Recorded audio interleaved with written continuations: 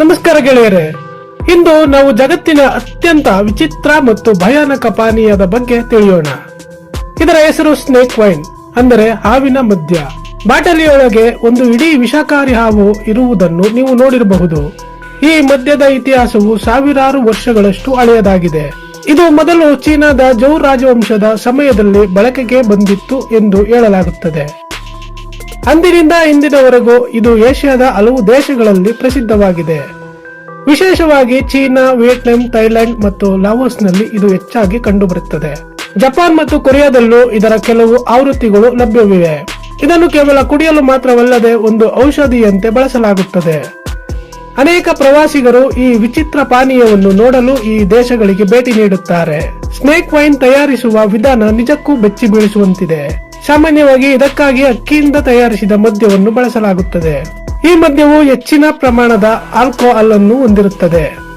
ಮೊದಲು ಒಂದು ದೊಡ್ಡ ಗಾಜಿನ ಬಾಟಲಿಯನ್ನು ತೆಗೆದುಕೊಳ್ಳಲಾಗುತ್ತದೆ. ಅದಕ್ಕೆ ಜೀವಂತವಾಗಿರುವ ಅಥವಾ ಸತ್ತಿರುವ ವಿಷಕಾರಿ ಹಾವನ್ನು ಹಾಕಲಾಗುತ್ತದೆ. ಹೆಚ್ಚಾಗಿ ನಾಗರ ಹಾವು ಅಥವಾ ಕಟ್ಟ ಹಾವನ್ನು ಇದಕ್ಕಾಗಿ ಆರಿಸಿಕೊಳ್ಳುತ್ತಾರೆ. ಕೆಲವು ಬಾರಿ ಹಾವಿನ ಜೊತೆಗೆ ಚೇಳುಗಳು ಅಥವಾ ಸಣ್ಣ ಹಲ್ಲಿಗಳನ್ನು ಕೂಡ ಹಾಕಲಾಗುತ್ತದೆ. ನಂತರ ಆ ಬಾಟಲಿಗೆ ಪೂರ್ತಿಯಾಗಿ ಸ್ಟ್ರಾಂಗ್ ಆದ ಆಲ್ಕೋಹಾಲ್ ತುಂಬಿಸಲಾಗುತ್ತದೆ. ಈ ಹಾವನ್ನು ಬಾಟಲಿಯೊಳಗೆ ಕನಿಷ್ಠ 6 ತಿಂಗಳಿಂದ 1 ವರ್ಷದವರೆಗೆ ಹಾಗೆಯೇ ಬಿಡಲಾಗುತ್ತದೆ. ಈ ಸಮಯದಲ್ಲಿ ಹಾವಿನ ಸಾರವೆಲ್ಲ ಮದ್ಯದೊಂದಿಗೆ ಬೆರೆತು ಹೋಗುತ್ತದೆ. ಈಗ ನಿಮ್ಮ ಮನಸ್ಸಿನಲ್ಲಿ ಒಂದು ದೊಡ್ಡ ಪ್ರಶ್ನೆ ಬಂದಿರಬಹುದು, ಹಾವಿನ ವಿಷವು ಮದ್ಯವನ್ನು ಕುಡಿಯುವವರಿಗೆ ಹಾನಿ ಮಾಡುವುದಿಲ್ಲವೇ ಅಂತ. ವಿಜ್ಞಾನದ ಪ್ರಕಾರ ಹಾವಿನ ವಿಷವು ಪ್ರೋಟೀನ್ಗಳಿಂದ ಮಾಡಲ್ಪಟ್ಟಿರುತ್ತದೆ. ಆಲ್ಕೋಹಾಲ್ನಲ್ಲಿರುವ ಎಥನಾಲ್ ಈ ವಿಷದ ಪ್ರೋಟೀನ್ಗಳನ್ನು ಕರಗಿಸಿಬಿಡುತ್ತದೆ. ಇದರಿಂದ ವಿಷವು ತನ್ನ ಶಕ್ತಿಯನ್ನು ಕಳೆದುಕೊಂಡು ನಿಷ್ಕ್ರಿಯವಾಗುತ್ತದೆ. ಹಾಗಾಗಿ ಈ ಮದ್ಯವನ್ನು ಕುಡಿಯುವುದು ಸುರಕ್ಷಿತ ಎಂದು ಪರಿಗಣಿಸಲಾಗಿದೆ. ಆದರೂ ಇದನ್ನು ಕುಡಿಯುವುದು ಒಂದು ರೀತಿಯ ಸಾಹಸವೇ ಸರಿ. ಕೆಲವು ಸ್ಥಳಗಳಲ್ಲಿ ಹಾವಿನ ರಕ್ತವನ್ನು ಕೂಡ ಮದ್ಯದೊಂದಿಗೆ ಬೆರೆಸಿ ತಕ್ಷಣವೇ ಕುಡಿಯುತ್ತಾರೆ. ಇದನ್ನು ಸ್ನೇಕ್ ಬ್ಲಡ್ ವೈನ್ ಎಂದು ಕರೆಯಲಾಗುತ್ತದೆ. ಹಾವಿನ ಪಿತ್ತಕೋಶವನ್ನು ಕೂಡ ಇದೇ ರೀತಿ ಬಳಸುವ ಪದ್ಧತಿ ಇದೆ. ಜನರು ಇದನ್ನು ಏಕೆ ಕುಡಿಯುತ್ತಾರೆ ಎಂಬುದು ಕುತೂಹಲಕಾರಿ ವಿಷಯ.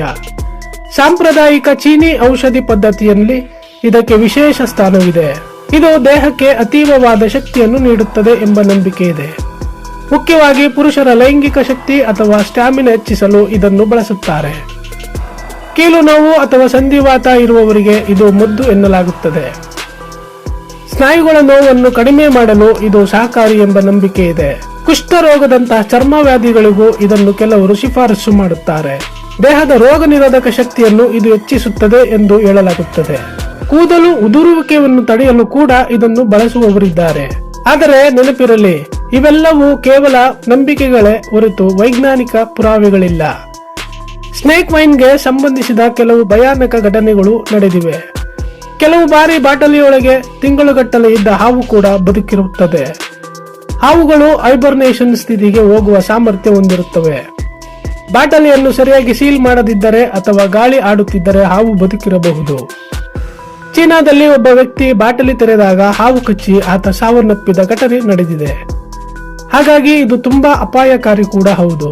ಇಂತಹ ಮದ್ಯವನ್ನು ತಯಾರಿಸುವಾಗ ತುಂಬಾ ಜಾಗರೂಕತೆಯಿಂದ ಇರಬೇಕಾಗುತ್ತದೆ. ಅಪರಿಚಿತರು ಅಥವಾ ನುರಿತವರಲ್ಲದವರು ಇದನ್ನು ತಯಾರಿಸಲು ಹೋಗಬಾರದು. ಮಾರುಕಟ್ಟೆಯಲ್ಲಿ ಸಿಗುವ ಎಲ್ಲಾ ಸ್ನೇಕ್ ವೈನ್ಗಳು ಅಸಲಿಯಾಗಿರುವುದಿಲ್ಲ.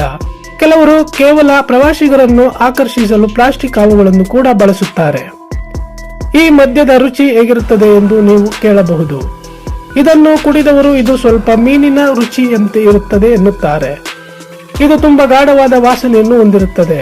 ಗಿಡಮೂಲಿಕೆಗಳನ್ನು ಸೇರಿಸುವುದರಿಂದ ಇದರ ರುಚಿ ಸ್ವಲ್ಪ ವಿಭಿನ್ನವಾಗಿ ಮಣ್ಣಿನ ವಾಸನೆಯಂತೆ ಇರುತ್ತದೆ. ಇದನ್ನು ಸಣ್ಣ ಗ್ಲಾಸ್ಗಳಲ್ಲಿ ಅಲ್ಪ ಪ್ರಮಾಣದಲ್ಲಿ ಮಾತ್ರ ಸೇವಿಸಲಾಗುತ್ತದೆ. ಇದನ್ನು ಅತಿಯಾಗಿ ಕುಡಿಯುವುದು ಆರೋಗ್ಯಕ್ಕೆ ಹಾನಿಕರವಾಗಬಹುದು. ಸಾಮಾನ್ಯ ವೈನ್ಗಿಂತ ಇದರ ಆಲ್ಕೋಹಾಲ್ ಪ್ರಮಾಣ ತುಂಬಾ ಹೆಚ್ಚಿರುತ್ತದೆ. ಈ ಪಾನೀಯವನ್ನು ಹೆಚ್ಚಾಗಿ ಊಟದ ನಂತರ ಸೇವಿಸುತ್ತಾರೆ. ಕೆಲವು ಹೋಟೆಲ್ಗಳಲ್ಲಿ ಇದನ್ನು ವಿಶೇಷ ಪಾನೀಯವಾಗಿ ಸರ್ವ್ ಮಾಡಲಾಗುತ್ತದೆ. ಇದು ನೋಡಲು ಹಳದಿ ಅಥವಾ ಕಂದು ಬಣ್ಣದಲ್ಲಿರುತ್ತದೆ. ಪರಿಸರ ಪ್ರೇಮಿಗಳು ಈ ಮದ್ಯ ತಯಾರಿಕೆಯನ್ನು ವಿರೋಧಿಸುತ್ತಾರೆ.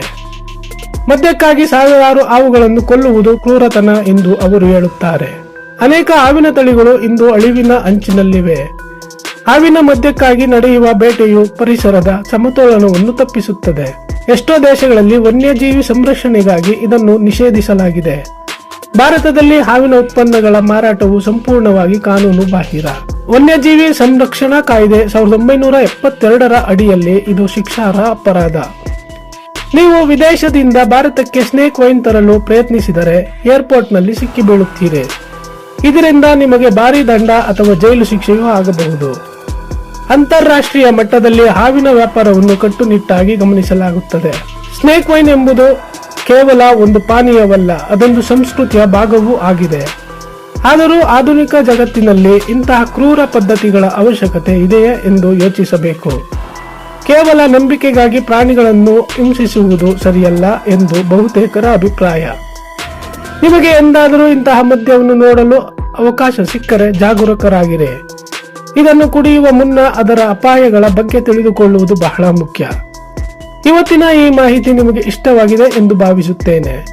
ಸ್ನೇಕ್ ವೈನ್ ಬಗ್ಗೆ ನಿಮಗೆ ಏನು ಅನಿಸುತ್ತದೆ ಎಂಬುದನ್ನು ಕಮೆಂಟ್ ಮಾಡಿ ತಿಳಿಸಿ. ಇಂತಹ ಮತ್ತಷ್ಟು ಆಸಕ್ತಿದಾಯಕ ಮತ್ತು ವಿಚಿತ್ರ ವಿಷಯಗಳಿಗಾಗಿ ನಮ್ಮ ಚಾನೆಲ್ನ ಸಬ್ಸ್ಕ್ರೈಬ್ ಮಾಡಿ. ಧನ್ಯವಾದಗಳು.